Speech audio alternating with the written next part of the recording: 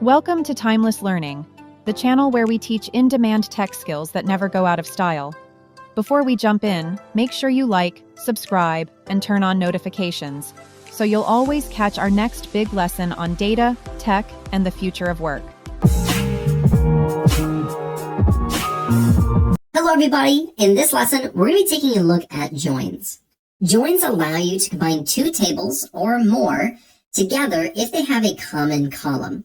That doesn't mean the column name has to be the exact same, but at least the data within it are similar that you can use. There are several joins that we're going to look at today, like inner joins, outer joins, and self joins. These are the two tables that we'll be working with the most throughout this lesson.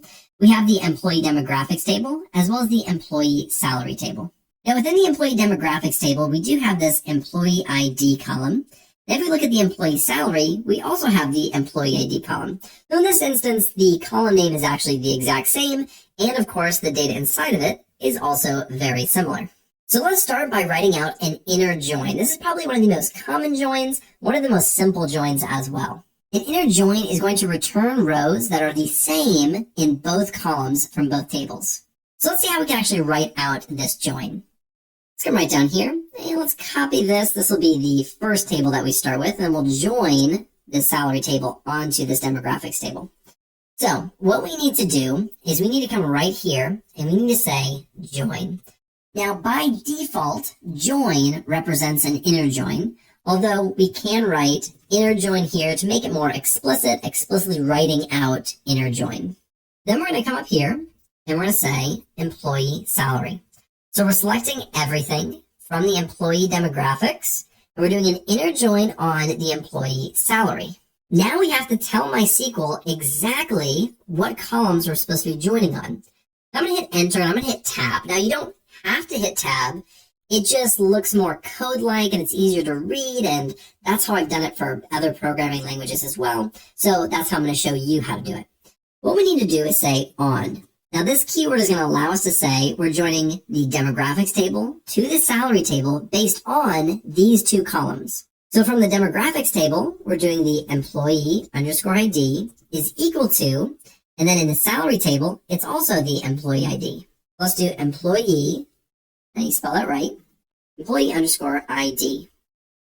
Now, if we try to run this, and let's do this, we're going to get an error. And let's bring this up. It's going to say column employee ID on the end clause is ambiguous. Now, what does it mean ambiguous? That means that it doesn't know what table this employee ID is from. Is it from the employee demographics table? Is it from the employee salary table? We don't know because it's ambiguous.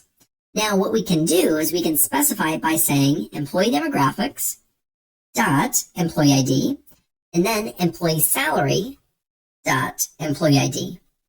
Now, if we run this, we're going to get the output that we're looking for. And let's take a look at this real quick. Let me bring this up. So we're pulling everything from the employee demographics, that's right here, all the way through the birth date. Then we're pulling the employee salary table. That's the employee ID all the way, let's scroll over, through the department ID.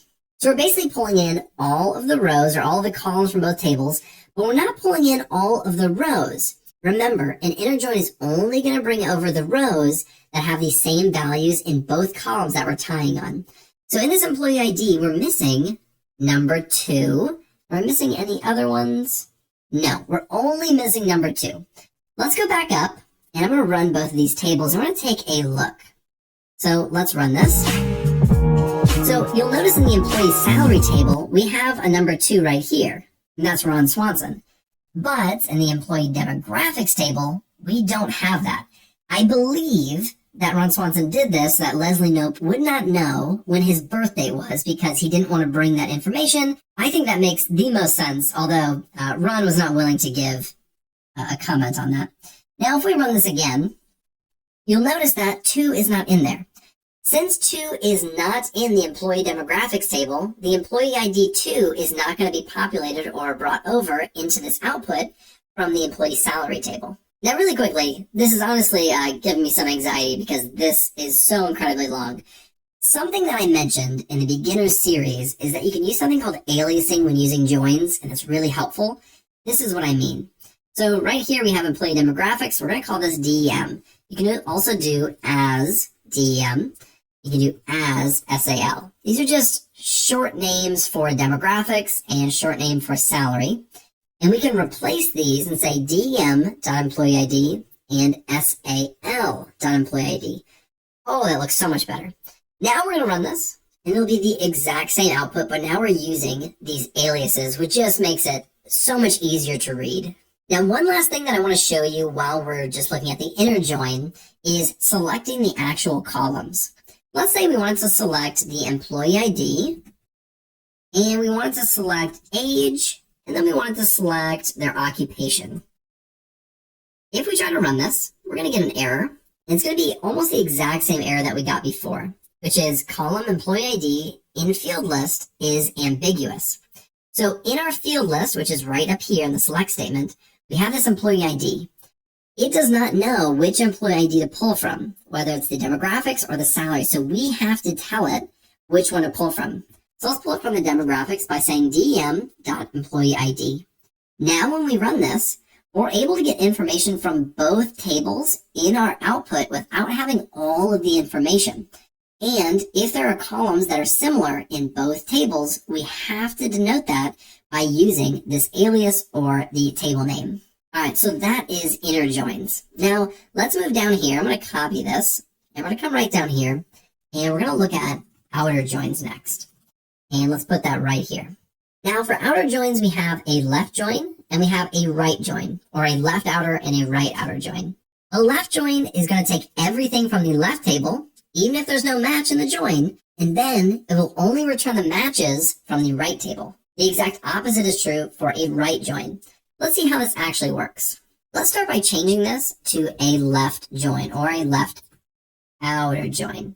They're both the same and you can use them similarly. I'm just going to say left join, and we're joining it on the exact same things. And I'm going to take everything because I think that'll be easier to visualize. And I'm going to run this. Then you may notice that this looks exactly the same. And that's for a very good reason. It's because in the left table, which is the employee demographics table, the from statement, that's our left table. And then the join, what we're actually joining on, that's our right table. So this is our right table. So since we're doing a left, it's taking everything from the employee demographics. Now remember, the employee demographics didn't have Ron Swanson. It had no information. So everything in the right table had a match. Well, let's change this to a right join. And what this is going to do, and I want to make it all cap, make it all the same. What this is going to do is it's going to take everything from the employee salary table, but if there is not a match in the employee demographics, it just will have nulls. Let's go ahead and run this. So now it looks a little bit different. Now we're taking everything from the employee salary, so we're taking Ron Swanson, but if there is not a match, it will still populate that row, but it'll have all nulls in it. Then, any of the information that is overlapping or the same, it will bring over. So employee ID is matched to employee ID 1. Then we'll bring all that information over from the left table. And that's essentially what a left and a right join is. With a left table, you're taking everything from the left table and then matches from the right table. If you do a right join, you're taking everything from the right table, but only matches on the left table. And again, it populates it with nulls. Now let's go down and look at our last type of join that we're going to look at. And this is a let me spell that right, a self join. Now what is a self join? It is a join where you tie the table to itself. Now, why would you want to do this?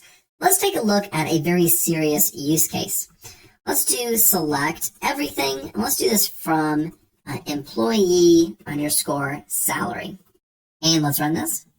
Now let's say it's December 1st, and the employee and Rex department decided to do a secret Santa. And they wanted to assign, based off of their employee ID, the person who they're going to have as a secret Santa. We can help orchestrate this very easily using MySQL. Well, very easily is subjective, I guess, but let's take a look at how we can do this.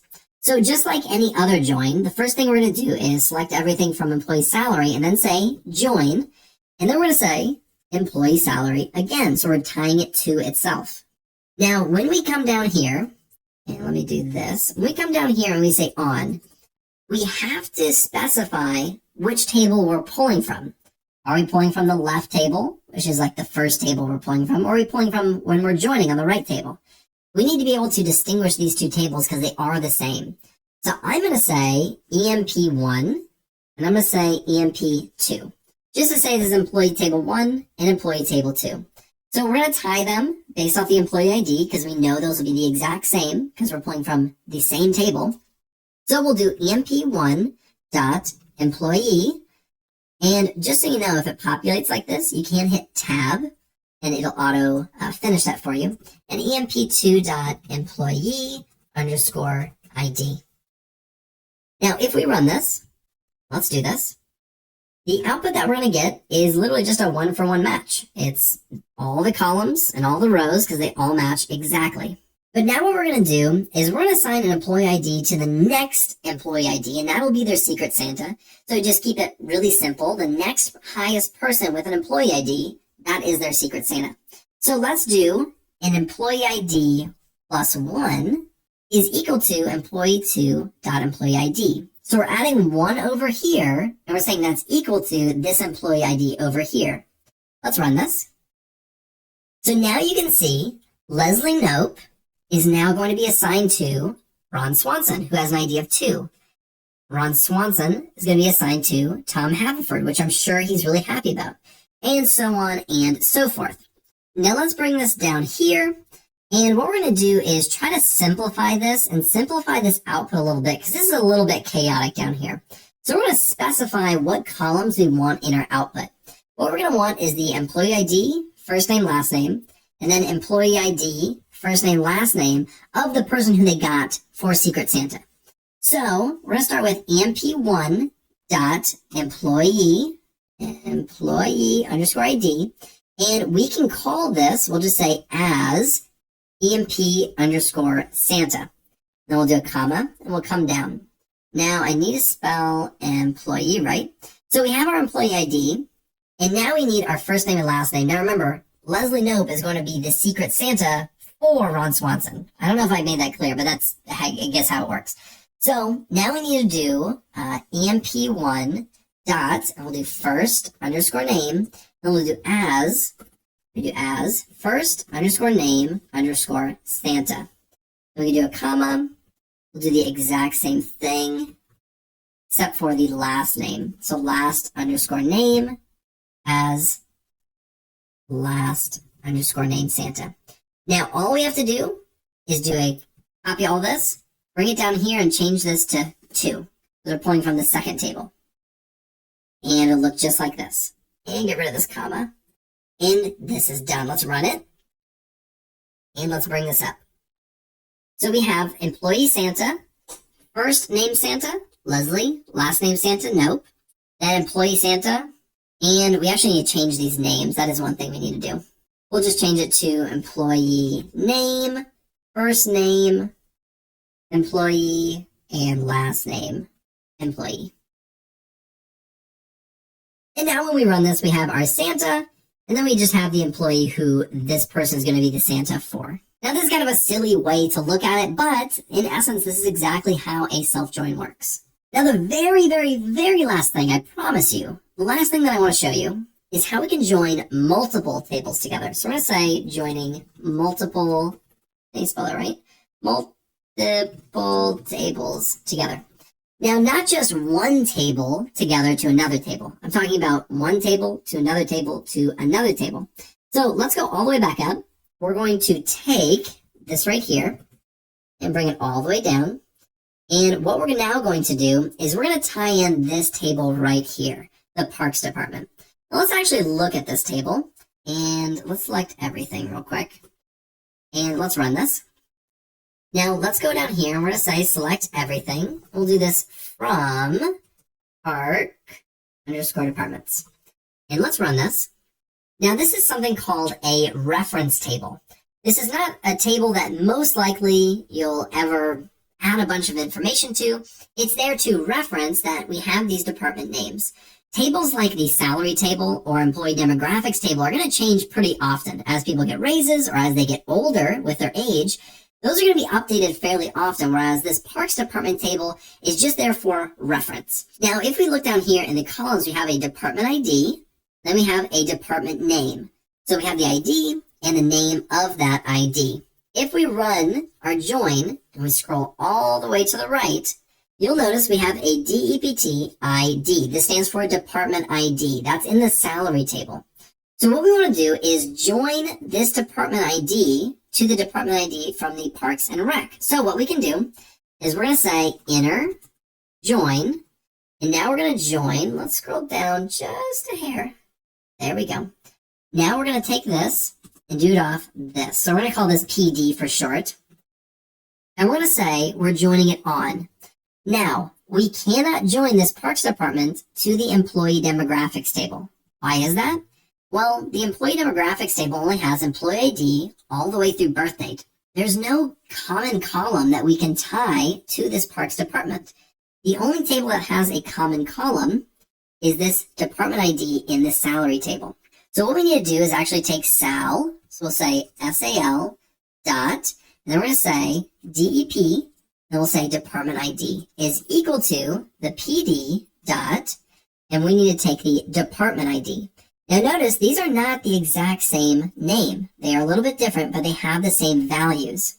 One thing I forgot to mention is that in this Parks Department, there's no repeating. That's why it's a reference. Whereas in the salary, the Department ID repeats several times because multiple people are in the same department. So this reference table also usually does not have duplicates.